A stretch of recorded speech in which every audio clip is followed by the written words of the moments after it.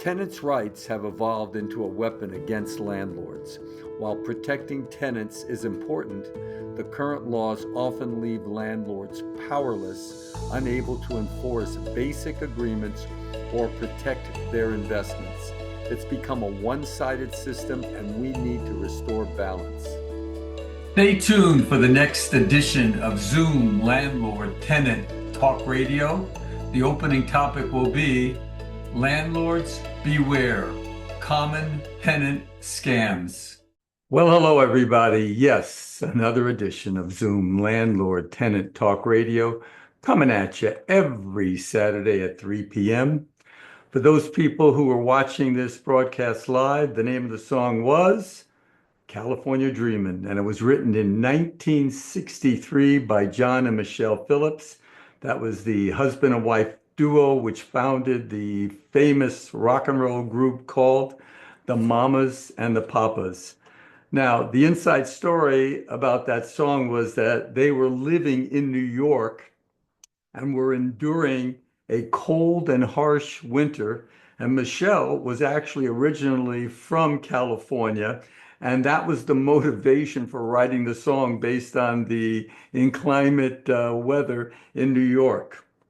Okay, let's talk about the show format. As we know, we have an opening topic, and then I'm going to open it up to questions and answers for those people who are in the Zoom meeting. And if you are, please electronically raise your hands, because then you'll have the best chance that I will call on you during the show. If you are watching this on YouTube, I would please ask that you hit that like button and subscribe to the channel. I'm almost at 5,000 subscribers, so please be the 5,000th subscriber, and I would appreciate that. I do have an announcement, and it's a big one, ladies and gentlemen. On April 16th, at the Los Angeles Convention Center, there's going to be an all-day landlord trade show. It's called the $1 Million Trade Show, starting at 8:30 in the morning. Admission is free.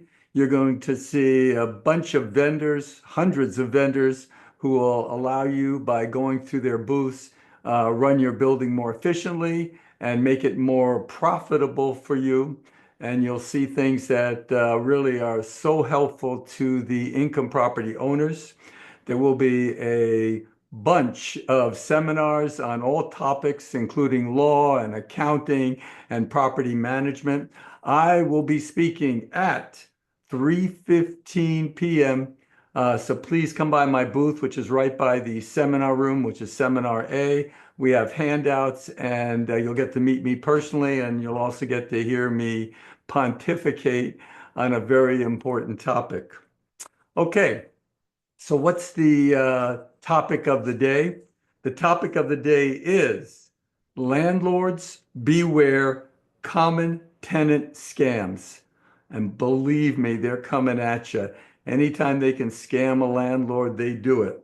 So the scamming by tenants comes in two forms, and that is during the application process, so that they can gain access to your building, and also, of course, during the tenancy. So what's about the application process? What can you do to protect yourself? Well, first of all, as we know, once you hand your tenant an application, you also have to give them screening criteria, what your requirements are in order to be a tenant in your building. I have that form on my website. In fact, you really can't even charge a application fee unless you give them that screening criteria with the application. So go to my website, which is evict123.com. It is in the free form section, and make sure that when you give the application, and I do have an application also on my website, hand them that criteria. And this way you're legally empowered to ask for a credit check fee. Otherwise, under the new California law, you're not. But you see, that also protects you, because if in fact you reject an applicant and then they claim it was somehow discrimination, you have your criteria right there that they received. So you can say, listen, I didn't reject you because of this reason, because of a handicap or because of your age or your race. I rejected you because this criteria you did not match. And this way it does save you from potential scam lawsuits, ladies and gentlemen. Okay, so during the application process, one thing you have to be careful about is false identity. We had a case a few years ago where we had gotten a judgment against the tenant who didn't pay the rent, and we evicted that person. And then we went out to try to collect. We were garnishing wages, and we had found a bank account. And the person whose bank account it was and wages who they were garnishing objected on the basis that that was not the person who was living in the unit, that that person who was living in the unit had used their social security and other criteria to get the landlord to falsely allow him to move in based on false identity. Now, it turned out that the person whose wages we were garnishing was the tenant's brother. So, of course, the tenant would know his brother's social security and et cetera. So, of course, we had to stop the wage garnishment and attachment. So you want to make sure that the person who's standing in front of you is actually the person whose name they're giving to you. So one way to do it, of course, is to ask for a driver's license. And I would actually take a photocopy of that driver's license. If the tenant tells you, you know what, under California law, I do not have to supply you a driver's license. And that is 100% true. That is 100% true. But your response to the tenant or the applicant is that, well, if that's the case, then I'm not going to allow you into my building because that's also proper under California law. But you see, the issue with driver's licenses is that they're really easy to duplicate and to counterfeit. They can get any name on any driver's license. And we all know that our kids, before they were 21, got phony driver's licenses so they could drink. So you want to go beyond the driver's license. What you want to do, and this is probably a pretty sure way of preventing identity theft, and that is ask the tenant or the applicant for utility bills or cell phone bills or banking statements. That's going to be much more difficult to duplicate. So if in fact they can't produce that, then you know what? You are not going to rent to them. Okay. When you get an application, and I've seen this before, where a client will state, you know, I just rented to this person and they stopped paying rent. And you know, I checked out their application and they really weren't working where they said they were. Well, of course, I look at them dumbfounded and think to myself, that's what you should do before they get possession of the premises, not after. So check out their employer. Do not rely upon the employer's phone number that's listed on the application. You go do a Google search, find out what the real phone number of the company is, which might be the same, but you see, he might have given you a different phone number, and there's somebody waiting on that end of the phone to make you believe that he's working there and what he earns for a living. And of course, that wouldn't be true. Also, look at the application and see if there's any gaps in his rental history. So, for example, if you see that he was at one place for 2 years, then there's a year gap, and then another place for a year. Well, what do you mean by that rental gap? It means that he's not putting that down. Well, what happened during that period? Okay. Was he in a convent? I don't think so. He probably was getting evicted. So look for gaps in that rental history. Very important. Now, the next thing you're going to do is you're going to run a credit report. Now, if the tenant has just run one and is handing to you, I just ran this credit report, what you do is you take that credit report and you throw it in the closest garbage can you can find. Because you see, it's really simple for them to doctor a credit report and then they're handing it to you like it's fresh and valid. You run your own credit reports. I don't care that he's handing it to you and that it was totally fresh. Run your own credit report. Generally, you don't want to allow anyone into your building unless they have a minimum credit score of 700. We've talked in the past how so many months will go by if you have a bad tenant and how much loss of income you will sustain by having a bad tenant. So you want to make sure that you have at least a 700 credit score. Now, I understand the pressure of renting out your units, even though now vacancy factor is very low. But I do understand that pressure. But trust me that it is much better to have a vacant unit than have a tenant occupied unit who's not paying you the rent. The losses are astronomical. Regarding the credit report, you also want to run an eviction report. You want to see if the person's ever been evicted before. And of course, if he has, don't rent to him. Anybody who's ever been evicted by a landlord, I don't care what the circumstances are, if it shows that he's been the subject of an eviction, do not rent to him. Any other landlord who had the opinion that he needed to be evicted is good enough for me. I will not rent to them. But you see, in the moronic state of California, when you get evicted, in most cases, those evictions are sealed. So the tenant doesn't get blacklisted. So unless you obtain a judgment within 60 days, which is very difficult in an eviction case, those records will be automatically sealed. So we've got to do more than that, okay? So one of the other things that we want to do is when we run that credit check, we want to run it on his cell phone number. You want to make sure that that cell phone number relates to your tenant. If it doesn't, then it means he's scamming you. Okay, so run a credit report, but also run it on his cell phone because that cell phone has to match his name. You also want to check to see if he's been involved in any civil lawsuits. So you can do these through the Apartment Owners Association or others. You want to see if he's been involved in any civil lawsuits. Would you want to rent to a person who has sued his last 5 landlords? I don't think so. Would you want to rent to a person who's constantly getting sued by different vendors? Again, I don't think so. So this is what is really required, is to run that civil lawsuit check to see what type of a person he is. Most people don't get involved in lawsuits, and those that are not creditworthy do. Okay, the surefire way to know whether this person has been evicted before or has been a bad credit risk with regard to his previous tenancy is to ask for proof of the last 6 months' payments from his current landlord. If he asks for the last 6 months' payment from his current landlord and he cannot produce that, then you know what? That means he's getting evicted. So that's really difficult to doctor up to show that he made payments to his current landlord. So if he has it, great. But if he doesn't, then that's a clue, okay?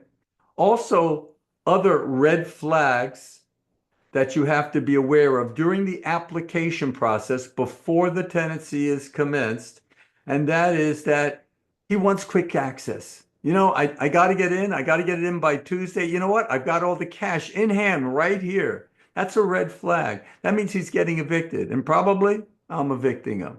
So you want to take your time. You don't want to rush into things. And when they seem to be rushing you, that's a red flag. Also, if they tell you, or if they ask you, is this premises professionally managed? That's another red flag. That means he knows that there's more of a likelihood that a professionally managed place will figure out that he's not a good risk versus a mom and pop owner. So that definitely is a red flag. The next thing, again, during the application process, if you have approved this person, you want to make sure that you get all the rent that you're entitled to. That is your complete security deposit and your first month's rent. We do know that right now it's only a 1-month security deposit unless you own a total of 4 units in a total of 2 properties only. So you can only, in that, you can get 2 months rent. Otherwise, it's 1 month. But you want to make sure that you get that first month's rent and that security deposit before allowing access to the building. So I don't care that he gives you a cashier's check. So unless he's giving you cash, a cashier's check or a personal check, those funds have to clear. Many times people are making counterfeit, fraudulent cashier's checks, and it comes back from the bank. And of course, you're astounded. So it doesn't matter what form of payment, those payments have to have cleared before you give him possession of the premises. Okay, now he's in possession. Do the scams continue? And of course they continue. So the first thing I'm going to tell you to avoid being scammed is don't listen to tenant stories. You don't care that they're falling on hard times. You don't care that they lost their jobs, their divorce, or their sickness or death in the family. You want your rent and you want it timely. So many times landlords will allow tenants to live there month after month after month on a story that, hey, I'm getting a settlement from my attorney, my workers' comp settlement is coming in. They wait 6 months, 8 months. It's a big scam. It's a loss. Do not listen to stories. Your position is, if the tenant is telling you a story, is that you're deaf. Okay? Okay. Also, don't allow a tenant to start paying you late. If a tenant starts paying you late, and assuming you have a proper late charge provision in your contract, demand your late charge. I know in my website, evict123.com, in the free form section, I have a wonderful rental agreement that I think is probably one of the strongest in the state of California. And it does have a proper late charge provision. If that tenant doesn't pay rent on time, then you demand your late charge. If he doesn't pay you the late charge, what you can do is you can serve him with a notice to perform or quit, asking for that late charge. And if he doesn't, then you start the eviction process. You have to have a situation where we know your rent, your mortgage payments are due when they're due, your taxes are due when they're due, your tenant's rent is due when it's due. Okay? Now, the next issue comes with the concept of habitability. The tenants are going to be screaming, this is the scam, ladies and gentlemen, that the premises are uninhabitable. And they do that for two reasons. They use it as a defense to their eviction when they're being evicted for non-payment of rent, or they're using it to affirmatively sue you for running a building or an apartment that is uninhabitable. Of course, this is just another scam for either to soak you and your insurance company out of money or to allow them to stay in a premises month after month because they're claiming that the reason why they didn't pay the rent was because the premises was uninhabitable. This is one of the biggest scams in California, this concept of habitability. It has been totally bastardized by every tenant, totally bastardized by every tenant's attorney. How do you get around it? Well, number one, make sure there's a clause in your rental agreement that states all repair requests must be in writing except if it's an emergency. I know that phrase is in my rental agreement. And if it's not in your rental agreement, then I have on my website a change of terms of tenancy requiring that the tenant state to you in writing what's wrong with the premises and give you an opportunity to fix it. You see, when you get sued, they'll claim that they've been doing all these requests for you and you've just callously refused. Well, if they had to put their repair requests in writing, then it definitely will slow down their lies regarding how many times they told you to fix something. Every time we get involved in an eviction lawsuit, the tenant checks all these boxes about how the things are wrong. And of course, the landlord's position is, he's never told me to do anything, okay? Which of course is what the case is. And that happens in 95% of the cases or higher. It's just a scam to either get out of paying rent or a scam to affirmatively sue your landlord. So again, one of the weapons that you can use is demand that all repair requests except for emergencies are in writing. The next thing would be to document everything with this tenant. If the tenant asks you to fix a garbage disposal, send them a letter saying, you asked me on Tuesday, the 20th to fix it. I fixed it on Wednesday, the 21st. Thank you for letting me know. Every time the tenant asks you to fix something, you serve an access notice, you go in and the tenant won't let you in. So immediately document that. Send them a letter saying, hey, you asked me to fix the heater. I served you with a proper notice to go in on the 22nd. I arrived at the time. You wouldn't let me in. Please don't use this as an excuse because we wanted to fix the heater and you were the only reason why the heater wasn't fixed. Document everything. Always send them a letter saying, hey, you asked me to fix something on this date, and we did. Document that. Okay, what's another scam? The other scam, this is after the tenancy, and this really deals with rent controlled units where the rent are low, and that is they'll sneak a tenant in and then they'll send you a rent check from this stranger.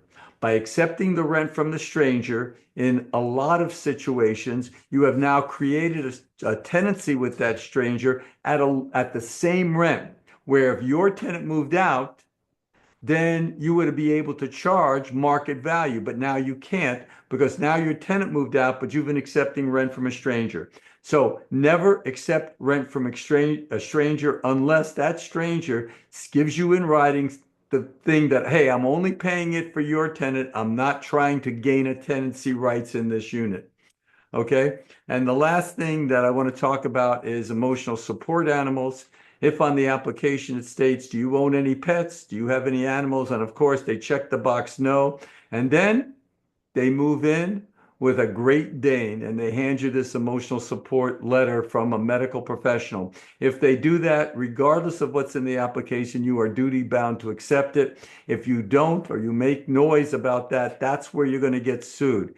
So if it is a letter from a medical professional who's located in the state of California, his license number has to be on that letter and it has to state that your tenant has a disability and was treating at least 30 days prior to the issuing of that letter. Okay, so if you get a qualified letter, do not say I'm not letting you in because that would be a discrimination lawsuit in violation of the Americans with Disabilities Act. And that, ladies and gentlemen, was my topic. Landlords beware common tenant scams. We're now going to open it up to questions and answers, and we know the rules that this is for informational purposes only, and it's not a substitute for legal advice. If you are in the Zoom room, please electronically raise your hand, and I will be happy to call upon you. This broadcast is for general questions only. If you do have a case with my office, we only answer general questions. Please call my office, and we'll be happy to discuss that with you. If you are being called upon, please leave your camera in the on position because it makes more enjoyable for all of us if we can see each other. And last, if you are in the watching this on YouTube, once again, please like this channel and subscribe to my channel. Appreciate that. We are going to open it up, and our first caller will be Doug M. I'm going to ask you to unmute yourself. Good afternoon, Dennis. Hello. Hi. So, all right, have a couple questions. One of our tenants has actually changed the locks. I want to go ask them. I'm sure they most likely will provide us with a copy of the keys. They just let us know that they did, but they never provided us with a copy of the keys. So, in case they don't, for whatever reason, what are the steps that one has to take in order to get these keys? Actually, what's the leverage that we have or the process in order to apply leverage in order to get a copy of the keys? We do this case all the time. Most rental agreements state that you cannot make alterations to the premises without the first written consent of the landlord. Some rental agreements, I know mine states that you can't change the locks without prior written permission from the landlord. So in either case, if the tenant refuses to give you a key, you have the right to serve a notice to perform or quit, giving the tenant 3 days to supply you with a key. If he doesn't, then you have the right to bring forth an eviction, and we do that case all the time. Awesome. Next question is, can you were talking about the notice in order to, I guess, do repairs, you give them a 24-hour notice and whatnot. What are the limitations on that? Can you actually provide one of those notices on a weekend? Does it have to be during regular working hours? How does that work? Normally, it's normal business hours, which is Monday through Friday, 9 to 5. You can go in with the permission of your tenant on a weekend, like he says he wants to heat, well, I can be there on Saturday, without the necessity of Mm-hmm. a notice. And of course, if he agrees with that, then that's fine. However, in an emergency situation, like water's coming out from under the door, no notice need be served. Knock on the door and walk on in. So those are your requirements with regard to access to the property. Okay, so limitations, I guess, on weekends, because that's a time we usually have a lot of time, and we'd like to be able to go in. But you're saying either emergencies or with their consent, pretty much. That's what you're saying for weekends. That is correct. And Okay, most great. landlords, for Mhm. example, do want to do this during Monday through Friday because usually weekends They're for not. plumbers, etc., are much Mm. more expensive. So most Hmm. landlords Hmm. really want to do it during the week. No, I got you. It's just that we're more hands-on. We do most of the repairs ourselves and whatnot. But yeah, that makes sense. And again, I mean, honestly, if the tenant is saying that, the heater is broken or I can't get hot water, well, if you won't let me in over the weekend, well, that's your problem. So I No, guess I'll that be makes there sense. on Monday. It's just sometimes it's minor. Like we just want to do our due diligence as far as like making sure there aren't any leaks, which are things that they probably aren't paying attention to. Just things like that. But yeah. All right. Well, thank you very much. We are going to move on to Ro. How are you?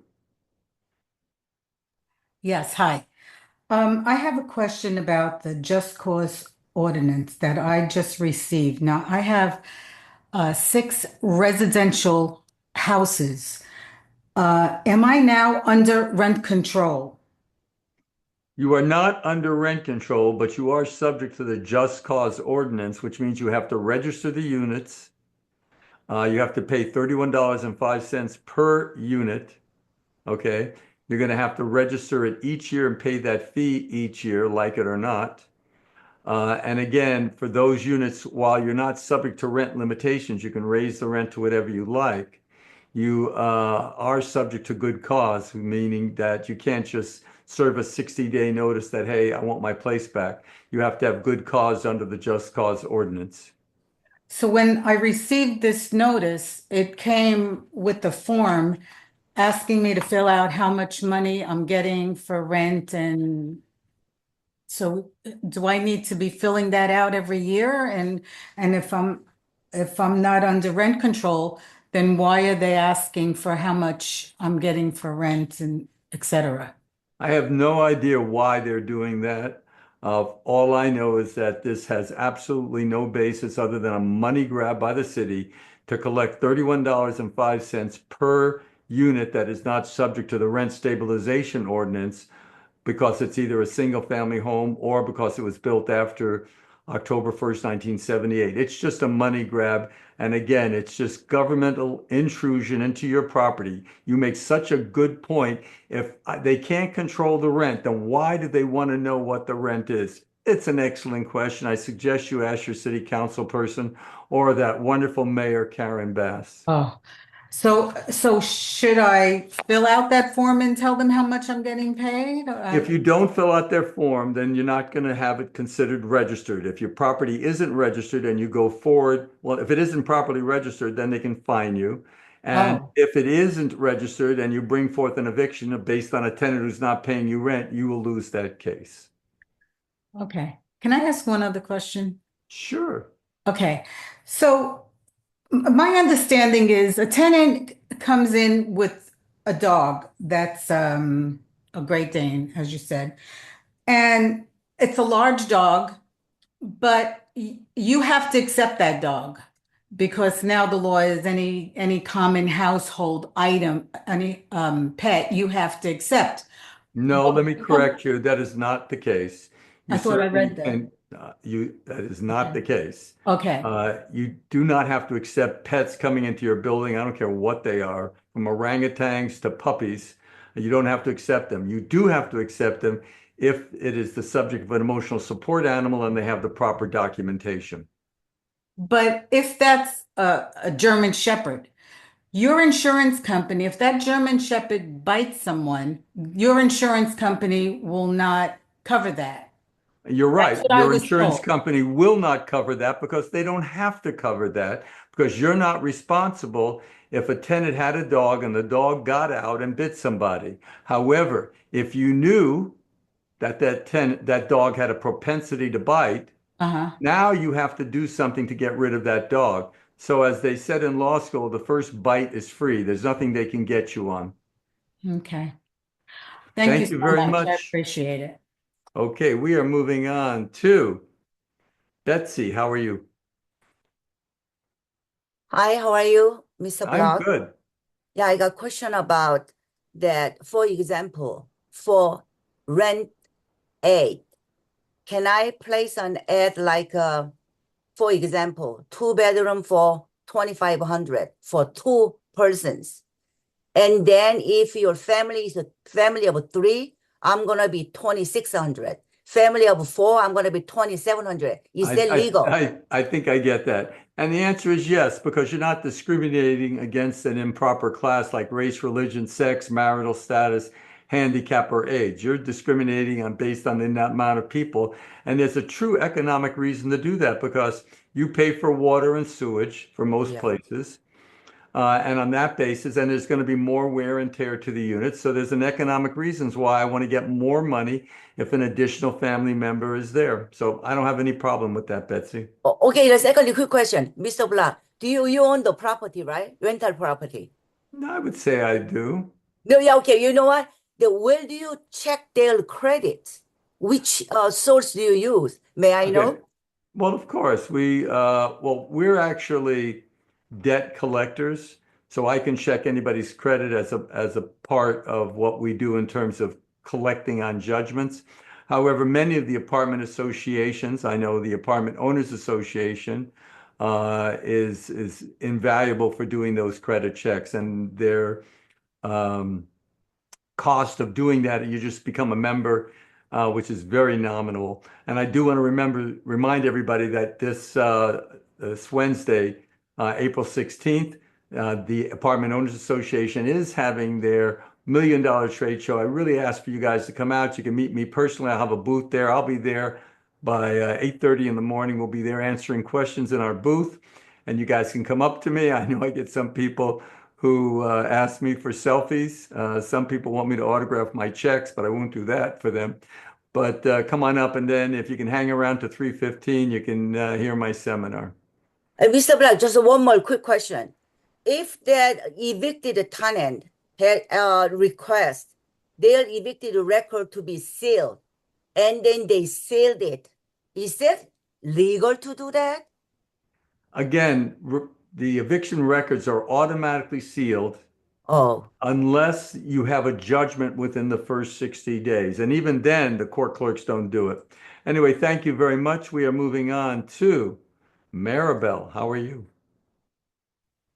Hi, Dennis. Hello, Maribel. Hi. My question is, so I had just acquired a quadruplex. Two of the units have balconies. One unit is a 1 bedroom, the other unit is a 2 bedroom. The tenants are using the balcony as storage. So obviously, I'm gonna have to ask them to clear it up. They can use the balcony for recreation of stuff, of leisure, stuff like that. But my question is, down the road, I want to convert the balcony on the 1 bedroom as an extra bedroom to make it a 2 bedroom unit. And the balcony on the 2 bedroom, I want to convert into a studio. So my question is, am I allowed to do that while there are tenants living in the units, or I have to wait until it's vacated? Um, the first question is, can you get them to take stuff off their balcony? You have to have something in their rental agreement which says no storing of property on the balconies, only maybe patio furniture or a plant. So that's, and if it's not in your rental agreement, there's little that you can do. It's kind of a big eyesore when they're hanging their laundry and putting all sorts of personal property on their balcony. So make sure that that term is in your rental agreement, that they can't do that. I know that's in my rental agreement. What you're stating is that you want to make these two balconies into an additional ADU, an accessory dwelling unit. Let's pretend that you had the ability to do so. You could get a permit to do it. It sounds far-fetched, but let's pretend that you could. Can you ask an existing tenant? I think theoretically you could tell them that they're losing their right to the balcony, but that you have to, if it was under LA rent control ordinance, for example, you'd have to give them a corresponding decrease in rent. So whatever the value of that balcony is, you'd have to take it off, and then they wouldn't be able to use it, and then you would be able to use that for an ADU. This is typical to the situation where you allow someone to park on your property in a garage, and then the owner wants to convert that garage into an accessory dwelling unit. That would be a prime example of where you would just do a decrease in rent on 30-day notice, and then you can then convert the garage into a ADU. Thank you very much, Maribel. And we are moving on to an old regular. Harold, how are you? All right, Dennis. Go Lakers, of course. Thank you. Okay, the latest saga with this tenant, as I told him the rent, raising the rent, he made a big deal. I'm not going to pay it. So then I was running through these scenarios in my head. One scenario is he goes, well, there's mold, and it really was just him not cleaning his thing. And you told me, I got to get a fan in there. So I'm thinking the only way I can really do this is I have to go to the city and get a contractor to do it, because if he does a habitability claim on me, can't he just say, look, you didn't use a contractor, and then I'm done with the case if I ended up I'm not great on contract laws, contracting law, because it's not my area of expertise. But again, put that fan in. If it requires a contractor to do it, then it requires a contractor to do it. As memory serves me, you already had that fan assembly in there. It wasn't working. I'm just saying tie it up to the light. Yeah, I just don't know if it was done, quote, legally. That's what I'm thinking. Like, as if they go, well, there's Well, no, then have a contractor look yeah, at it. Okay, that's what I would do. that's But, what I but would the, do. the last part of this thing is just real quick is I'm thinking if he says no and I want to take him to court, that is a reason under just cause, is he didn't want to renew the contract. He didn't want to accept the rent increase. That is the Well, if legal. he doesn't want to pay the rent, then it's going to be a case of non-payment of rent. So that's going to be easy. But is it one of those things I have to wait the threshold? Yeah, you're going to have to be above the threshold since you're in the city of Los Angeles. It's a one bedroom, so I believe it's $2,081 that the tenant has to owe more than that in order to issue a 3-day notice. And then the Anyway, other you did mention the Lakers, so I might as well Yeah. let everybody know that over my left shoulder, I actually have an actual Wheaties box that came out in 2010 when the Lakers won their back-to-back championships, 2009, 2010. This was the Wheaties box, an actual Wheaties box from 2010. And that featured, of course, Paul Gasol and Kobe Bryant. But in case you're curious, I did take the Wheaties out of the box. It's an empty box because I'm sure it would be pretty moldy by then. Anyway, thank you very much, Harold. We are moving on to Judy. How are you?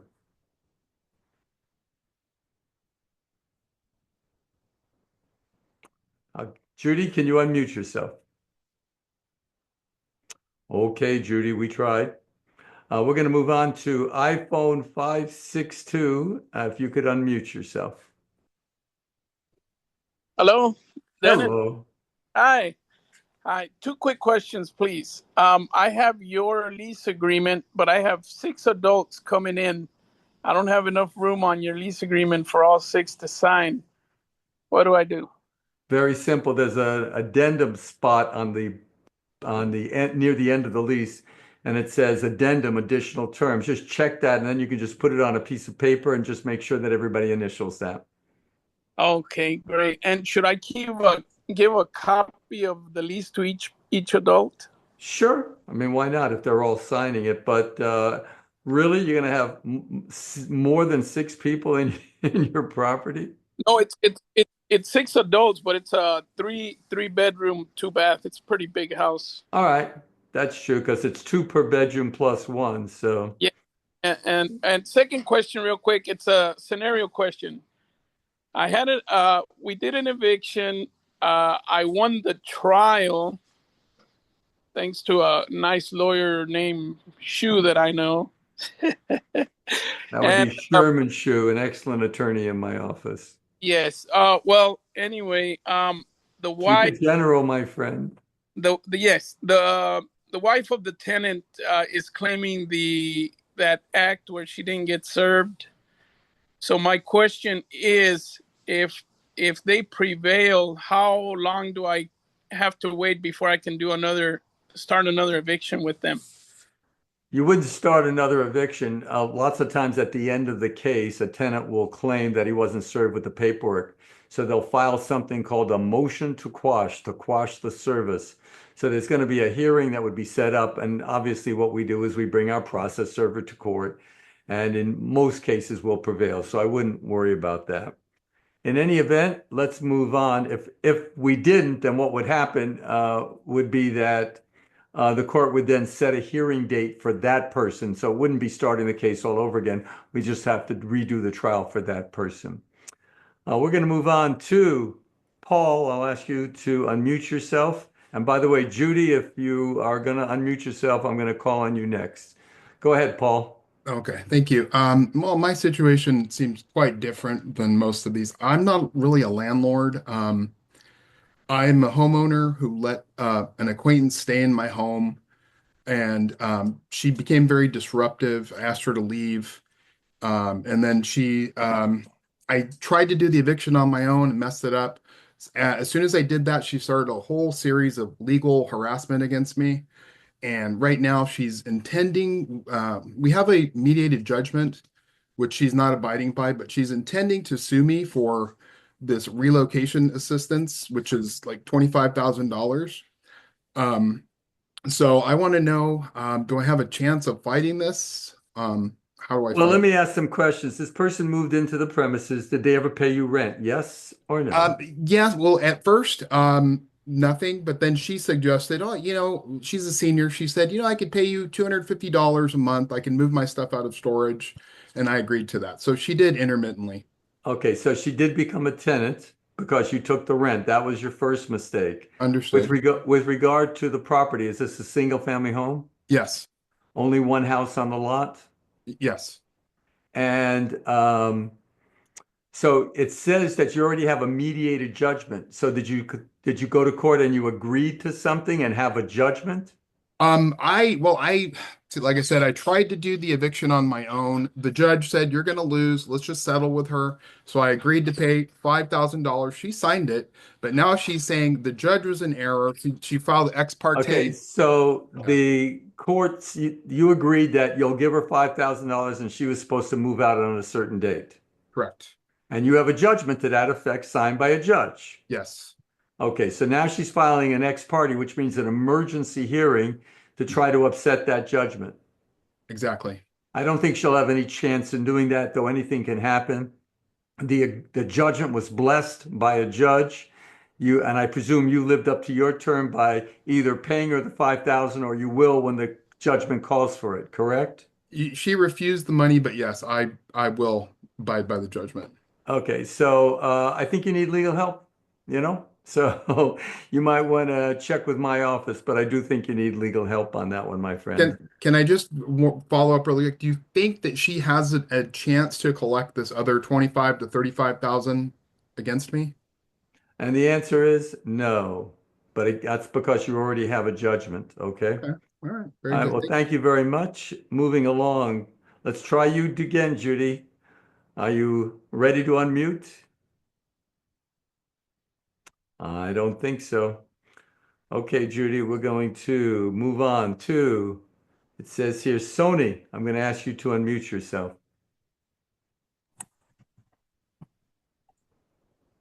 Hi. Hello. Thank you, Dennis. I'm the first time listener. I have a single family home, owner occupied, and I rented to one person a room which has a entry to the side of the house, which will be his private entry. And next to that, between his room and my house, there is a passage 4x6 area, which I had converted prior to him moving in as a little kitchenette because it was next to my entertainment area and I wanted a kitchenette microwave there and a sink. So I did. And I did it without permits. I did not know I needed permit because it was a laundry room. I just turned it into a kitchenette. I did it without city's permits. Now, and next to that is a bathroom that this person will be using, is using actually. He moved in on March 5. And talking about scammers, what he did is we signed one lease, and he took that lease from me and said, I will send you the copy of this lease. Usually I would say, no, I'll keep it. I told him I'll give the lease to you tomorrow, a copy of it. And he says, no, I will give it to you tomorrow. So what he did is he took that original lease, he changed terms into it, he added certain things in it, and then he emailed it to me 2 hours later. I did not expect any changes to it, so I didn't notice it until later, 10 days later, when he started raising issues. He said that the area where it was a kitchenette that needed to have working outlets, and our outlets are not working, and so I am breaking my lease, my contract, and he wants his deposit back. I said, Ma'am, no. let me stop you here. If he wants his deposit back and he wants to move, give him his deposit back, okay? But now he doesn't want to move. Now he has contacted the city. So my whole question is right now that I've taken permits from the city to undo, and I am in the process of. Is it a lease or month to month? It was month to month. He altered it to lease. And what he did is when he altered it to lease, his beginning date was March 5, 2025. And he wrote lease ends March 6, 2025, which is one day. By mistake, he did that, but he did that. He did write and send. Okay, well, I think most courts, and you should have written them immediate letters saying you changed this lease. I never agreed to this. And I would do that letter now. But this is a single family home with only one house on the lot, correct? Yes. So you have the right to serve him with a 30-day notice to vacate, which is what I would highly recommend that you do. So and you don't need cause to evict even in the city of Los Angeles because he's been there less than 6 months. And as you say, he doesn't have a 1-year lease, even though he changed it to a 1-day lease. And again, write that letter right now to him that, you fraudulently changed this lease when you sent it back to me. And so I really don't recognize this lease. And then I think what you need to do is immediately go forward with a termination notice. So that would be something probably you'd want to call my office on. Yes, I would love to have a consultation with you because there are complex issues. Now he has already served me a notice that they're asking for $10,000 to $12,000 to move out. Maybe he should ask you for $100,000, but in either event, everything about that is insane. So again, you can terminate the tenancy based on the story, but again, everybody would have to take a look at all the documents and all the notices that went back and forth. So I recommend that you get legal help, or you can call my office and we Can I make a provide that. consultation time with you?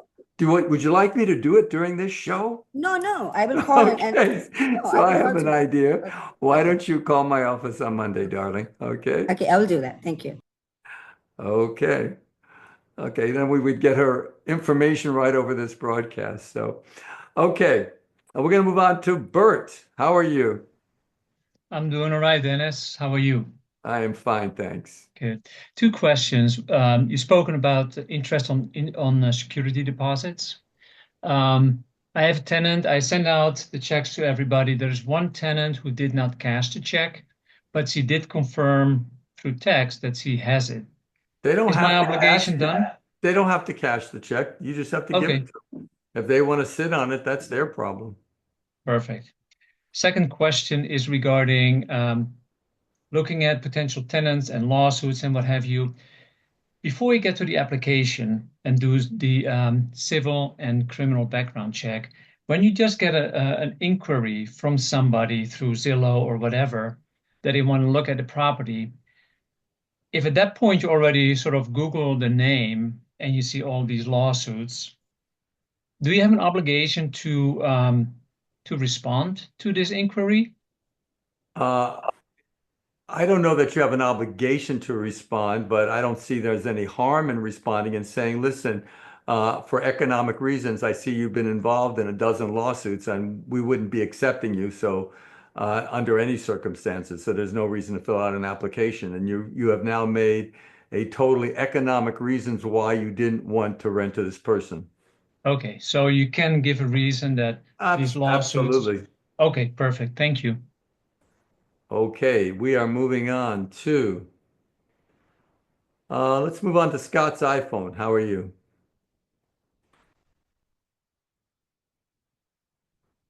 Scott, are you there?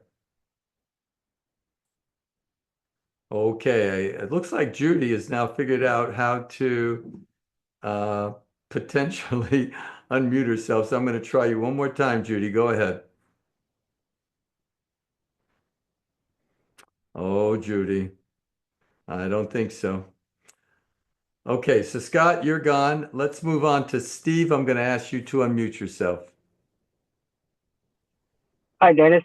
Thank you for doing this. Question on LA County unincorporated area. Can you serve an eviction, unlawful detained eviction paper along with the tenant's rights, or it has to be posted first? There's one form in the county that needs to be posted. There's one form in the county that needs to be accompanied with any termination notice, and that is called the right to counsel. So one is posted on the property, the termination notice has to have that right to counsel, otherwise you can lose your case. I tweeted about that. If anybody ever wants to see all the tweets I do during the week, go to x.com/DennisBlock, one word. And you might want to also join my followers there. But that's the laws with regard to unincorporated areas of LA County, Steve. Thank you very much. And for the record, Judy, the problem is that probably not that you're unmuting yourself. The problem is you got a bad microphone. So figure that out for the next show. And we're going to move on to an old favorite, Jim Polina. How are you? Hi, Dennis. Hello. Good to see you again. There we go. Regarding to your talk about documenting communication for repairs, how do you feel about the idea of documenting it via emails versus paper? I have no problem with that. Email is a wonderful source. It's probably even better because there's really no way to fabricate an email, at least as far as I'm concerned. So it would show date stamped and time and showed that it was addressed to the person's email. So I think that's a wonderful way of documenting things. Okay. And then I have a real general question. I've heard for quite a while now, there's thousands of vacant units in places like New York City and Oakland where there's strong rent control laws. Is that a true story, and what's causing that? Well, what's causing that is that loaners would rather not rent out their units than be subject to these harsh rules. And there is a groundswell of landlords who are holding their units off of rental housing use. So again, this is just all done by the boondoggle of our politicians in an attempt to, quote, give tenants rights. But the truth is that it's not tenants' rights. It's just stepping on landlords' rights to their property. And what they do is they create higher rents. And because obviously the supply of housing units goes down when you have these insane rent control laws. So I guess these landlords are losing money versus dealing with rent control? Or they're just looking for the tenant that they know will not give them any problems. So, yeah. Okay, thank you. Thank you, Jim. Always nice to see you. Moving on to Ehab. How are you? Fine, thank you. Thank you for taking my question. Thank I have you. two questions. First, there is an incident happened where there is a tenant. Her son is psychiatric, have psychiatric issues, been in and out of psychiatric care, and there was a technician trying to fix something, and the son of the tenant came out belligerent and threatening the technician, and he was holding like a screwdriver in his hand. He was, kind of bluffing. But the Well, question here, did he do the screwdriver in a threatening manner, or he just was holding a screwdriver? he was holding it. Now, this was your repairman who was doing work inside this unit? Yes, And yes. just out of curiosity, pray tell, what was the reason that the father got upset? Well, it was the son of the tenant, and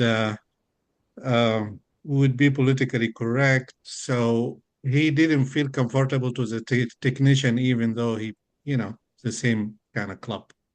Okay, so I would write a warning letter to your tenants, state that any incident like this ever happens again, they will feel the wrath of an eviction. So I would Okay. certainly send them that threatening letter. Okay. But as an owner, if something happened, then there is a liability because now I'm letting this person stay. I don't think He there's did something. enough to evict, so I don't think there's any liability on your part, but I would Okay. certainly send that warning letter to him. Okay. Second question, if somebody did kind of modify a room or something and he rented a house and instead of 2 bedroom to 3 bedroom, now if the tenant found out that it is in the appraisal or the tax record is only 2 bedroom, does he have a ground not to pay rent because this modification has been not permitted? I don't think so because he saw what he was getting, okay? And he chose to get it. Are you saying it's an illegal unit and that's what it was rented as a 3 bedroom? There are 3 bedrooms, but only one is illegal. Is that what you're saying?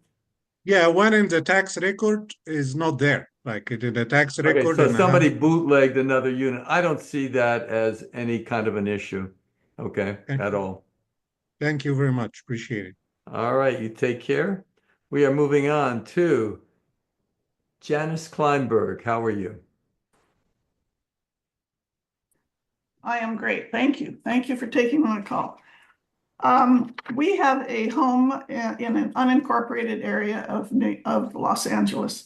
And our tenant there, well, we had a big water leak a couple of years ago, like you said, with the water coming under the door, that kind of thing. And the house was under construction for 4 months, replacing 2 bathrooms.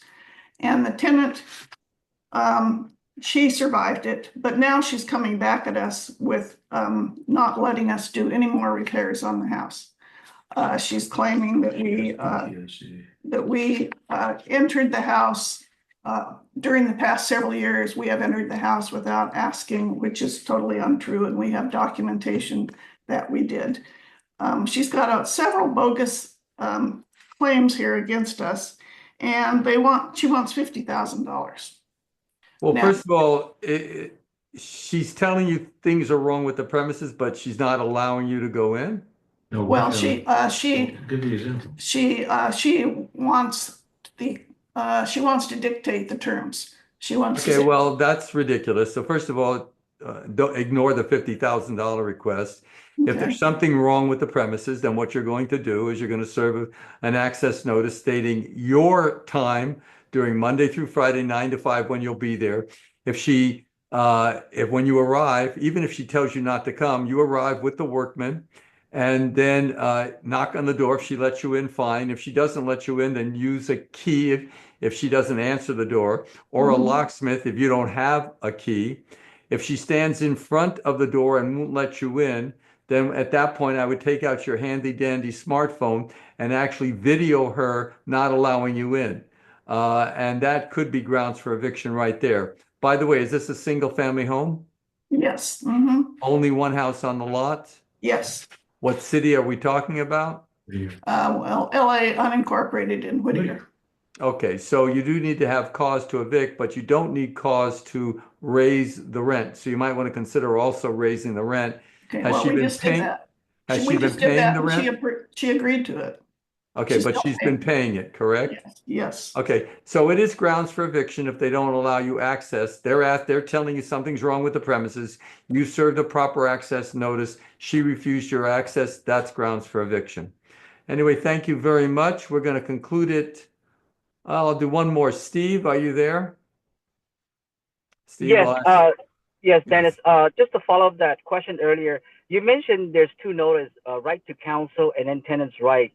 My question is, can you serve those 2 forms at the same time with the eviction paperwork?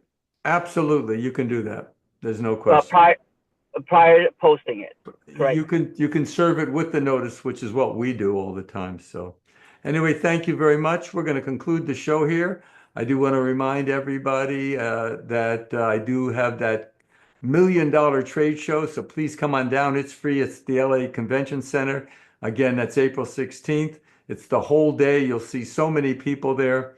that will allow you to efficiently run your buildings. And again, I'll be speaking at 3:15. So come out and hear me speak. I'll be there the whole day in the booth, so you can actually walk up to me, take your selfies, and ask me, and I'll have other attorneys in the booth at all. And we do have handouts, so please come on by. If you guys are watching this on YouTube, again, please like and subscribe to my channel. And again, I want to thank everybody for making this show, because quite frankly, without all these callers and people asking questions, that we'd never be able to have this show. So I do appreciate it. We'll be back next week. And with that, everybody, great weekend.